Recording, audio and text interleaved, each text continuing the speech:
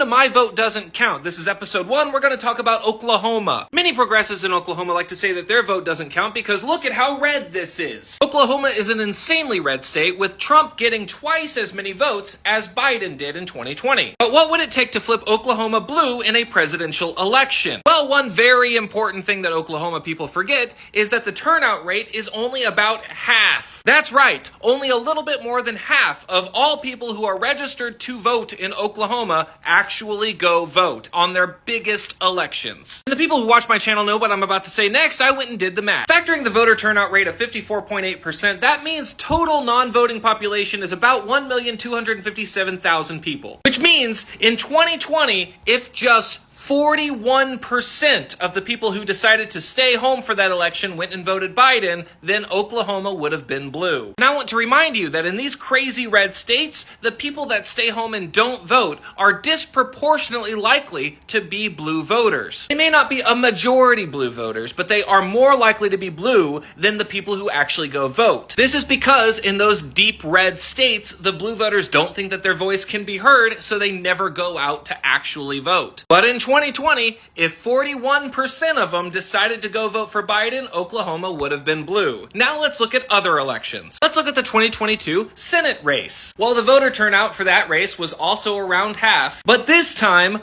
only 34% of non-voters could have flipped the state blue. That's right, 34%, which means if all of the Democratic voters in Oklahoma went to that 2022 Senate race, it would have been blue. And then we'd have one more voice in Congress, which means Oklahoma blue voters would have had a say in what laws are made in the United States. But what about on a state level? How can the voters in Oklahoma influence their own laws? Well, it turns out the governor race would have actually been the easiest way to flip OK blue. In 2022, Hoffmeister went against Stitt, but the Democratic candidate got a little bit less than half of the actual vote, even though the voter turnout was still 50%. What that means is in 2022, only 14% of non-voters would have had to come and vote for Hoffmeister. If 14% of the people in Oklahoma who stayed home, 14%, if those 14% of the people in Oklahoma who stayed home went to vote for their governor